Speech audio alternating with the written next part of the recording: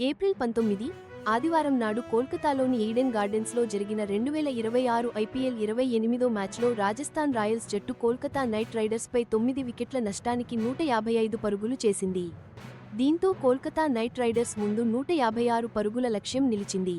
ఇప్పటివరకు 6 మ్యాచ్లలో 5 ఓడిపోయి ఒక మ్యాచ్ ఫలితం తేలకుండా పోవడంతో ఈ సీజన్లో తమ మొదటి విజయం కోసం నైట్ రైడర్స్ కళ్లు కాయలు కాచేలా ఎదురుచూస్తున్నారు.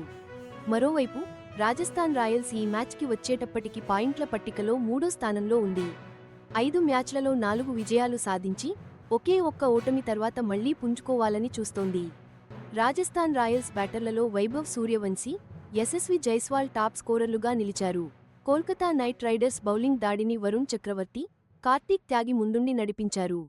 Rajasthan Royals captain Riyan Parag toss గెలిచి డ్రై పిచ్పై బ్యాటింగ్ ఎంచుకున్న తర్వాత ఓపెనర్లు వైభవ్ సూర్యవంశీ 46 పరుగులు, యశస్వి జైస్వాల్ 39 పరుగులు జట్టుకు మంచి ఆరంభాన్ని ఇచ్చారు.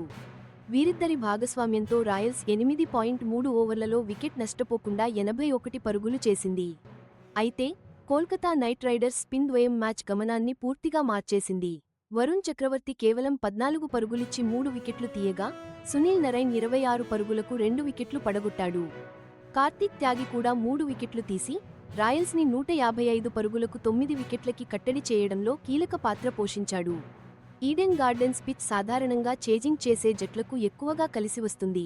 ఈ వేదికలో జరిగిన 2 ఐపీఎల్ 2026 మ్యాచ్లలో మొదటి ఇన్నింగ్స్ సగటు స్కోరు సుమారు 204.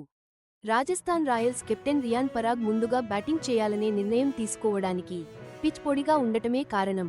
తర్వాత ఆటలో స్పిన్నర్లకు అనుకూలిస్తుందని అతను అంచనా వేశాడు. 156 పరుగుల లక్ష్యాన్ని ఛేదించే క్రమంలో కోల్కతా నైట్ రైడర్స్కు ఆదిలోనే గట్టి ఎదురుదెబ్బలు తగిలాయి.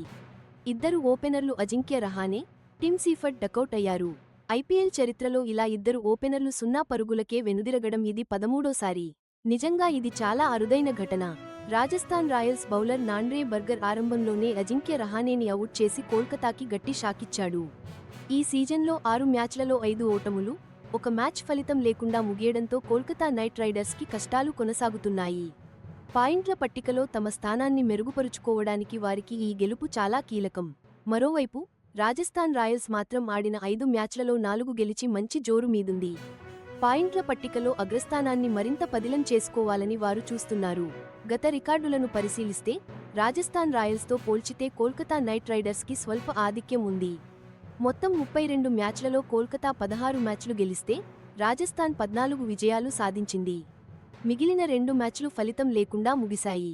ఈడెన్ గార్డెన్స్లో జరుగుతున్న ఈ మ్యాచ్ వారి పోటీ చరిత్రలో మరో కొత్త అధ్యాయాన్ని ప్రారంభించనుంది.